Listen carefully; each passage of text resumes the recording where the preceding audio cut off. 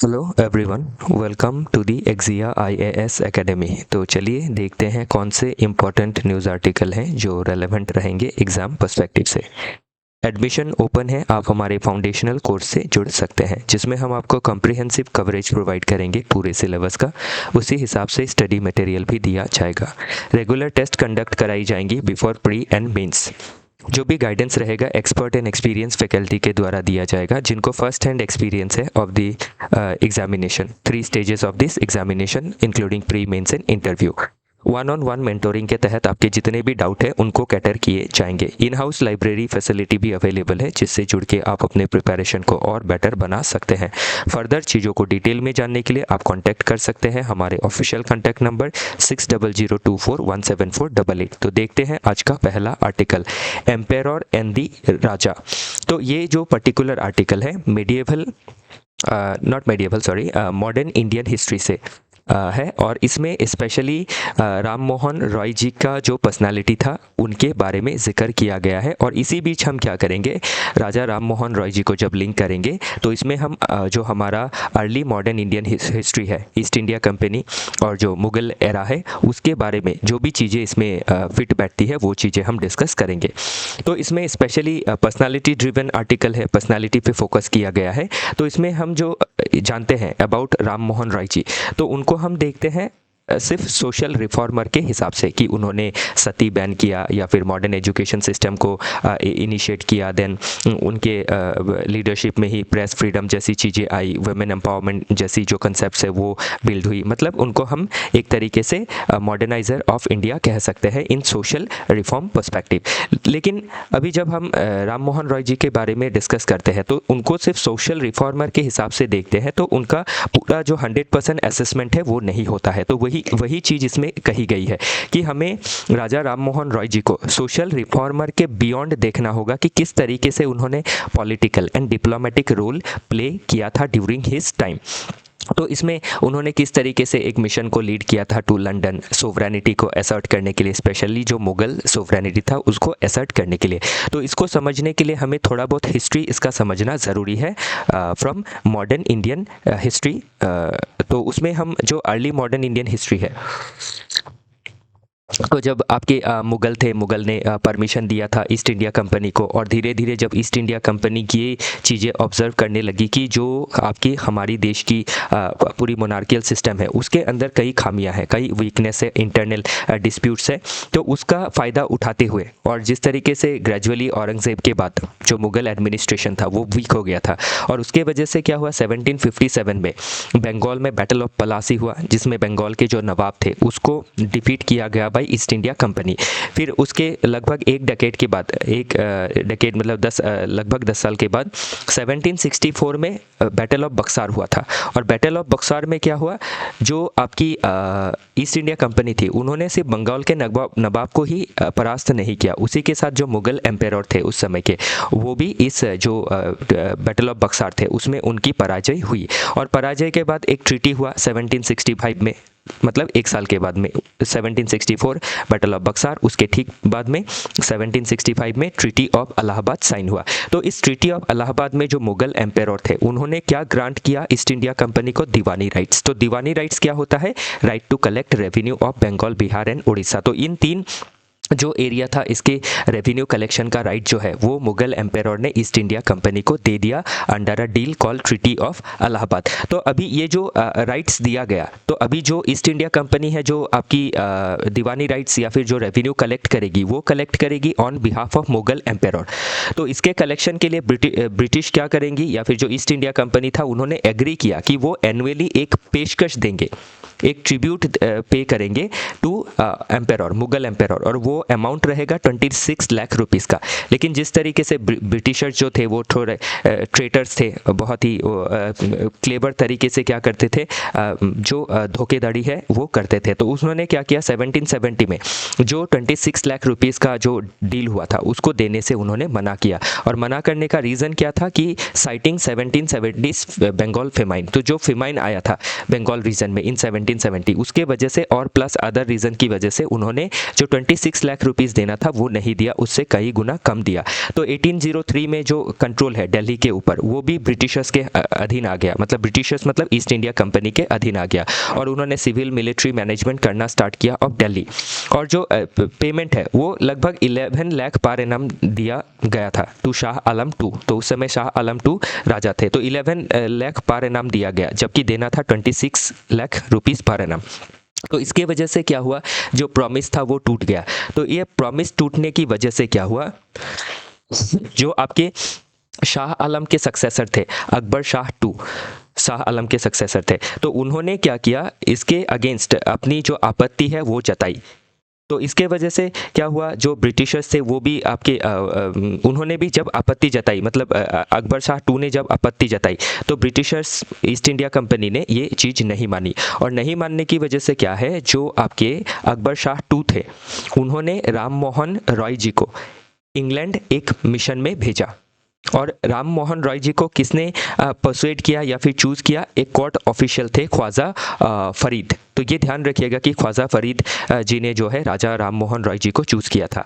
और राजा कौन थे उस समय, या फिर जो आपके मुगल एम्पायर थे कौन थे, अकबर शाह टू। ये सभी चीज़ें ऑलरेडी पूछी गई है, और अकबर शाह टू ने ही उनको जो राजा का टाइटल है वो दिया। उसके बाद ही राम मोहन रॉय जी राजा राम मोहन रॉय जी के हिसाब से पहचाने जाने लगे। तो अभी ध्यान रखिएगा, राजा का जो टाइटल है क्यों दिया, क्योंकि ये एक स्टेटस को शो करता है कि जो राम मोहन रॉय जी है वो किसको रिप्रेजेंट कर रहे हैं, बिफोर ब्रिटिश किंग या फिर ब्रिटिश मोनार्क, मुगल एम्पायर को। और उसी समय क्या हुआ, ये आप देख सकते हैं कि राजा राम मोहन रॉय जी का जो रोल है हम सोशल रिफॉर्मर के ऊपर देख सकते हैं। उन्होंने मिशन लीड किया टू लंदन, और क्यों गए थे, सोवरेनिटी को असर्ट करने के लिए, कि एक जो मुगल एम्पायर था वो सोवरेन था इंडिया का, उसके साथ डील किया गया by company call east India Company. तो उस समय आपके जो ब्रिटिश किंग थे जॉर्ज आपके फोर्थ थे, तो जॉर्ज जो फोर्थ थे उनके सामने जाके गुहार लगाई कि हमारा जो सोवरेनिटी है उसको हमें देना चाहिए, मतलब जो डील हुआ है उस डील के हिसाब से काम होना चाहिए। तो जो बिट्रेल दिखाया गया है by East India Company delay करके by the bureaucracy of East India Company, तो उसको क्या करना है, हमें फिक्स करके देना है। तो ये असर्शन ऑफ सोवरेनिटी के लिए क्या थे, उन्होंने मिशन को लीड किया था इन 1930s। ओके, तो उसके बाद आप देख सकते हैं मिशन गया और परसुएड किया गया, लेकिन जो आउटकम है आप देख सकते हैं कि after riots death in 1833 the companies offered a slight increase, एक स्लाइट इंक्रीज ही बस देखा गया था 15 लाख का, जबकि प्रॉमिस जो था वो लगभग 26 लाख रुपीस का था, उसको फिर 11 लाख दिया गया था। फिर परसुएड करने के लिए राम मोहन रॉय जी को चुना गया, उनको टाइटल दिया गया, फिर वो मिशन में गए और उन्होंने परसुएड किया, और परसुएड करने के बाद ये 15 लाख तक ही सिर्फ बढ़ा। तो अभी इसमें ये जो हमने हिस्टोरिकल टाइमलाइन देखी, इसमें मैंने आपको बैटल ऑफ पलासी से लिंक करवाया है, battle of Plassey, then battle of Buxar, then treaty of Allahabad. तो ये सभी जो 3 चीज़ें मैंने बताई ये पूछी जा सकती है इन प्रीलिम्स और मेंस में भी, कहीं आपको जिक्र करना पड़ सकता है। फिर दीवानी राइट्स क्या है वो पूछी जा सकती है। फिर फौजदारी राइट क्या है, फौजदारी मतलब आपकी जो लॉ एंड ऑर्डर को मेंटेन करना है वो हो गया फौजदारी राइट। फिर बंगाल फेमाइन कब आया था, कौन से समय पे आया था, ये भी प्रीलिम्स में पूछा जा सकता है। फिर आपके जो राजा राम मोहन रॉय जी थे उनको किसने चूज़ किया था, कौन से कोर्ट ऑफिशियल ने, वो भी पूछा जा सकता है, ख्वाजा फरीद। देन कौन से राजा थे जिन्होंने टाइटल दिया था, या फिर कौन से मुगल एम्पायर थे जिन्होंने राजा टाइटल दिया था टू राजा राम मोहन रॉय, तो वो थे अकबर शाह टू। ये सभी चीज़ें ज़रूरी रहेंगी। बाकी जो की टर्मिनोलॉजी से ऑलरेडी मैंने बताया है। पेशकश क्या है, एक पर्शियन टर्म है, तो ये जो ट्रिब्यूट देता है, दिया जाता है, मतलब पैसे का ट्रिब्यूट, उसको इसमें दर्शाया गया है। दीवानी राइट्स ऑलरेडी बताया है। फिर ये इलिशी क्या है, तो इलिशी एक जो टर्म है आपके मॉडर्न इंडियन हिस्ट्री में यूज़ हुआ था, और ये इंडिजीनियस टर्म था, मतलब हमारा लोकल टर्म था उस समय अंडर मुगल। तो इसका मतलब है एन एनवॉय और एम्बेसडर और डिप्लोमेट। तो ये सभी चीज़ें पूछी जा सकती है। फिर ब्रह्मो समाज और ब्रह्मो सभा क्या है, तो पहले ब्रह्मो सभा बना था, फिर उसी को समाज नाम से रीनेम किया गया। तो इसको किसने बनाया था, बाय राजा राम मोहन रॉय जी। सती को किसने बैन करवाया था, बाय राजा राम मोहन रॉय जी, उनके प्रचेष्टा में ही ये बैन हुआ था इन 1828। तो ये सभी जो डिटेल्स है काफ़ी ज़रूरी रहने वाली है for your upcoming prelims and mains. Okay, तो इसमें लॉजिकल एंड फिलोसॉफिकल बेस से देखें तो कौन सा हम इसमें लॉजिक और फिलोसॉफी यूज़ कर सकते हैं? सोवरेन इक्वालिटी, कि हमारी सोवरेनिटी थी, मुगल जो है वो एम्पायर था, तो ईस्ट इंडिया कंपनी के साथ डील हुआ था, तो उस हिसाब से जो पैसे देना था वो देना चाहिए था। तो इसमें हम क्या असर्ट कर रहे हैं? अपनी सोवरेनिटी। और असर्ट करने में कौन मदद कर रहे हैं? रॉय जी। तो रॉय जी को हमें सिर्फ क्या नहीं देखना है, सोशल रिफॉर्मर के पर्सपेक्टिव से ओनली अगर देखेंगे तो उनका कंप्लीट असेसमेंट नहीं होगा, तो हमें उनको एक पॉलिटिशियन के हिसाब से एंड डिप्लोमेट के हिसाब से भी देखना ज़रूरी है। फिर इसी के साथ यूनिवर्सल ह्यूमैनिज्म के पर्सपेक्टिव से देखें तो ये हो गया रॉय जी का जो डिप्लोमेटिक जो कंट्रीब्यूशन है, और यूनिवर्सल ह्यूमैनिज्म ये उनका सोशल कंट्रीब्यूशन है। ये रॉय जी का ब्रॉडर फिलोसॉफी था और उन्होंने इसको मेंशन किया है इन सोशल रिफॉर्म कॉन्टेक्स्ट, कि जो देश में है सभी लोगों को रैशनल बनना है, और ईस्टर्न वेस्टर्न थॉट का जो एक आपका सिंथेसिस है वो होना ज़रूरी है। और उसी तरीके से उन्होंने क्या किया था, मॉडर्न इंग्लिश एजुकेशन को सपोर्ट किया था, क्योंकि इंग्लिश एजुकेशन जो है वो मॉडर्न आइडियाज़ को, यूनिवर्सल ह्यूमैनिज्म को दर्शाता है, और उसमें जो डिफरेंट आइडियाज़ है लाइक लिबर्टी हो, इक्वालिटी हो, फ्रेटर्निटी, ये आइडियाज़ हम अर्ली एज में देख सकते हैं, जिनको प्रोपाउंड किया था by Raja Ram Mohan Roy ji in Indian context, और जिनका एडिशन बाद में कॉन्स्टिट्यूशन में भी देखा गया। तो अभी इसी में अगर डिफरेंट डायमेंशन हम देखें इस आर्टिकल का, तो सोशल डायमेंशन से देखें तो रॉय जी ने फाइट किया था अगेंस्ट सती, सोशल इनजस्टिस, और देन देखिए पॉलिटिकल पर्सपेक्टिव से, तो उन्होंने पॉलिटिकल पर्सपेक्टिव से देखे तो पावर डायनामिक्स में हम देख सकते हैं कि by the time of 1765 after treaty of Allahabad, जो मुगल कोर्ट था वो उसके पास सिर्फ नॉमिनल पावर ही था, जो डी फैक्टो रियल जो पावर था वो ईआईसी के पास चला गया था। तो ये डी फैक्टो क्या होता है, डी जूरी क्या होता है, ये भी जानना ज़रूरी है। और जो सोवरेनिटी है उसको असर्ट करने के लिए जो राजा राम मोहन रॉय जी का रोल है वो ऑलरेडी देखा। इसका लीगल पर्सपेक्टिव क्या है? ट्रीटी ऑफ इलाहाबाद 1765, जो मैंने ऑलरेडी आपको बताया। एथिकली देखें तो जो ब्रीच ऑफ फेथ किया गया है बाय ईआईसी, तो वो आपका इसमें हम गलत देख सकते हैं कि जो प्रॉमिस है, जो डील है, जो ट्रीटी है, उसको ऑनर नहीं किया गया था। और उसके बाद वही जो आपकी एथिक्स है उसको डिफेंड करने के लिए राजा राम मोहन रॉय जी को चुना गया था। ओके फिर इंटरनेशनल पर्सपेक्टिव से देखें तो इसमें हम देख सकते हैं कि किस तरीके से जो इंडियन ग्रीवेंस था उस समय पे, उसको ग्लोबल लेवल पे किस तरीके से ले जाया गया था। इकोनॉमिकली देखें तो मुगल कोर्ट का जो फाइनेंशियल पावर था किस तरीके से उसको धीरे धीरे कम किया गया था। जो पेशकश थी 26 लाख से पहले 12 दिया गया, फिर उसको 15 तक ही सिर्फ बढ़ाया गया। बाकी इसमें आप अगर खुद से पढ़ रहे हैं एनसीईआरटी को तो कौन सी किताबें पढ़ेंगे वो सभी चीज़ें इसमें मेंशन की गई है।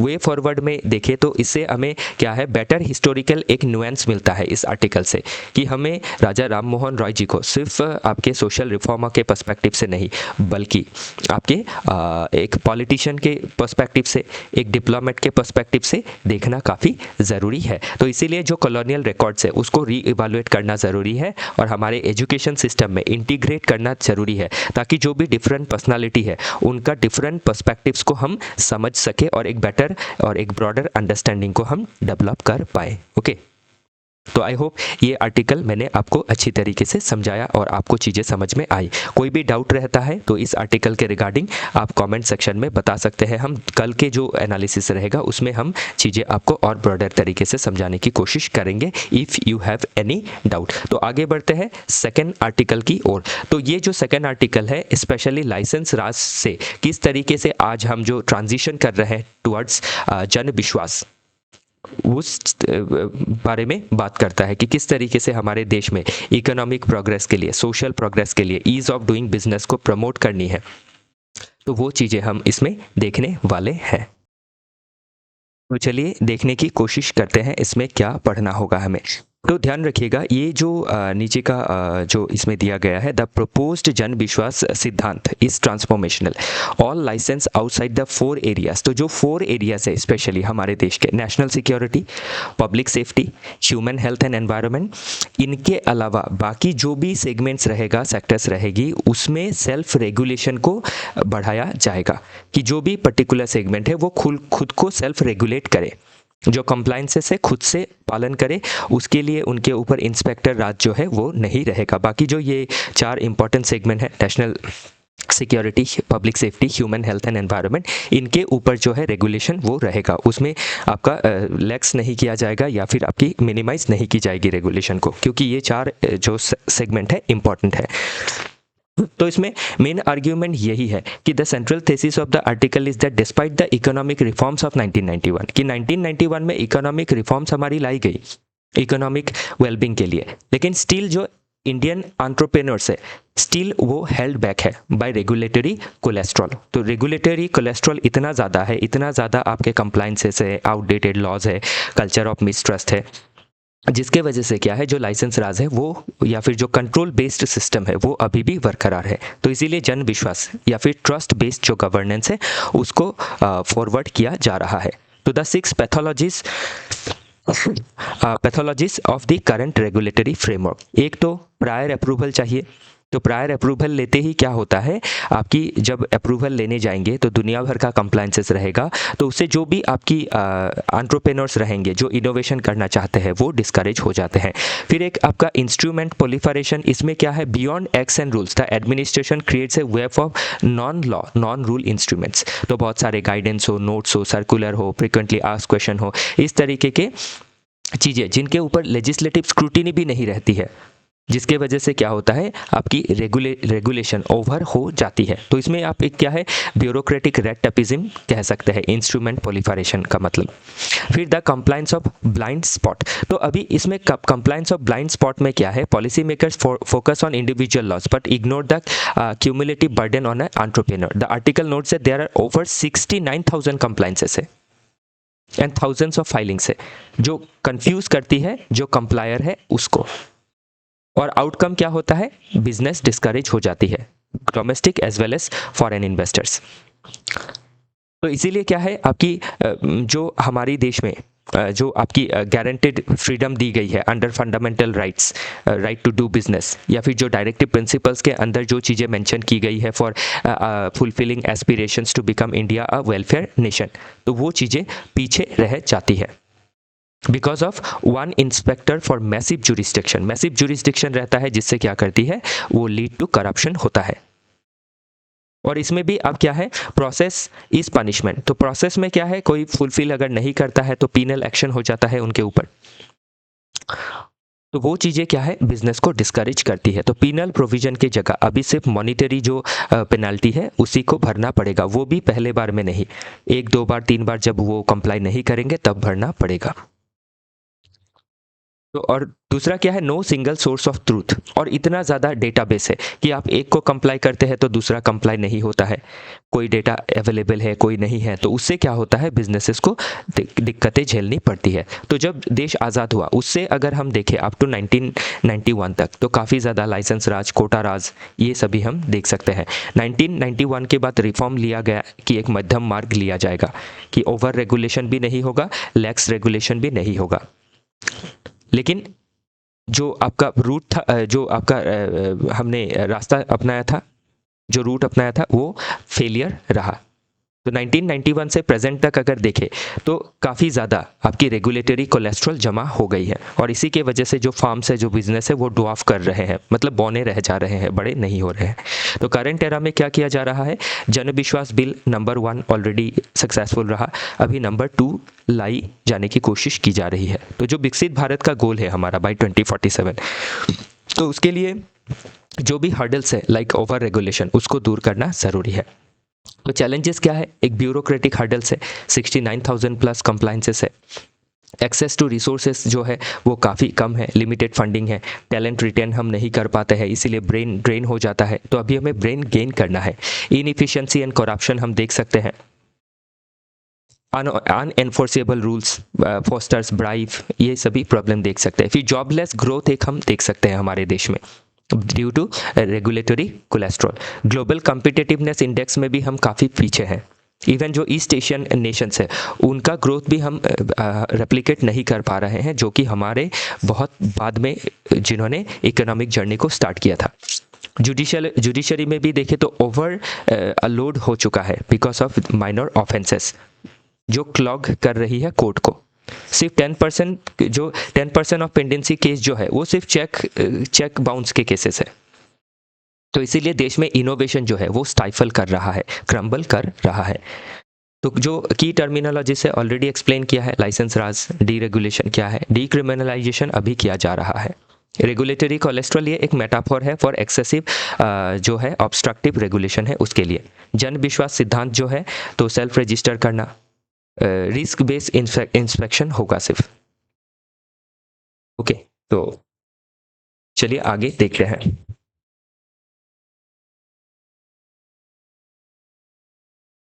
सो डायमेंशन में अगर हम इसमें देखें तो सोशल डायमेंशन में जब डीरेगुलेशन होगा तो उससे क्या होगा, नॉन जो फार्म जॉब है उसका क्रिएशन होगा।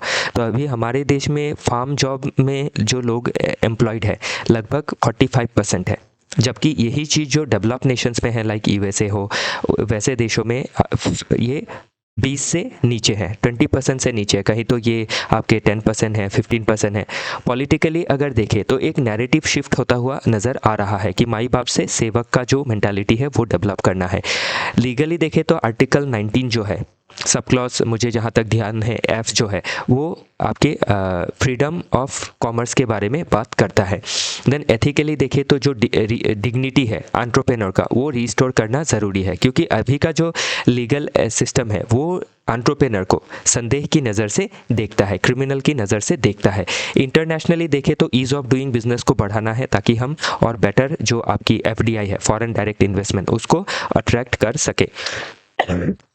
इकोनॉमिकली देखें तो रिड्यूस करना है हमें कॉस्ट ऑफ डूइंग बिजनेस को। ओके, वे फॉरवर्ड में देखें तो इम्प्लीमेंट करना है जन विश्वास बिल को फुल्ली। फेडरल एक अलाइनमेंट भी ज़रूरी है, क्योंकि सेंटर स्टेट अगर कोलाबोरेट नहीं करेंगे तो हम पूरे जो रिफॉर्म्स है उसको अचीव नहीं कर सकते हैं। देन अगर कैपेसिटी बिल्डिंग को देखें तो इसमें जो हमारे ब्यूरोक्रेट्स है उनको ट्रेन करना है as a facilitator not as a ruler. फिर मॉनिटर करते रहना है ईयर ऑन ईयर कि एफडीआई का इनफ्लो, जॉब क्रिएशन कितना हुआ because of Jan Vishwas bill. Inclusive reforms में एमएसएमई को हमें सपोर्ट करना है, कंप्लाइंसेस को सिंप्लीफाई करनी है, स्किलिंग को बढ़ाना ज़रूरी है, तभी हम ग्लोबल इंटीग्रेशन कर पाएंगे।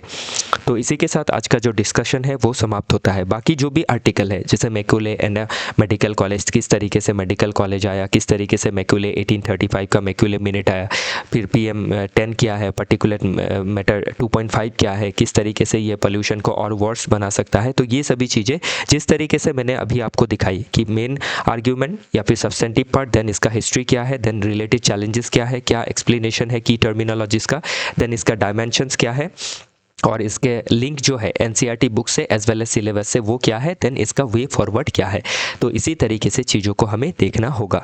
तो इसी के साथ आज का जो डिस्कशन है वो समाप्त होता है। फिर मिलेंगे डिफरेंट आर्टिकल के साथ। आई होप चीज़ें आपको समझ में आई, तो इन चीज़ों को आप बेटर तरीके से पढ़ने की कोशिश कीजिएगा, क्योंकि जो PDF है ऑलरेडी ग्रुप में अवेलेबल है।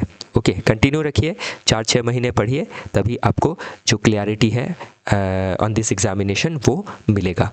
तो हमारे साथ जुड़े रहने के लिए आप सभी का फिर से तहे दिल से बहुत बहुत शुक्रिया।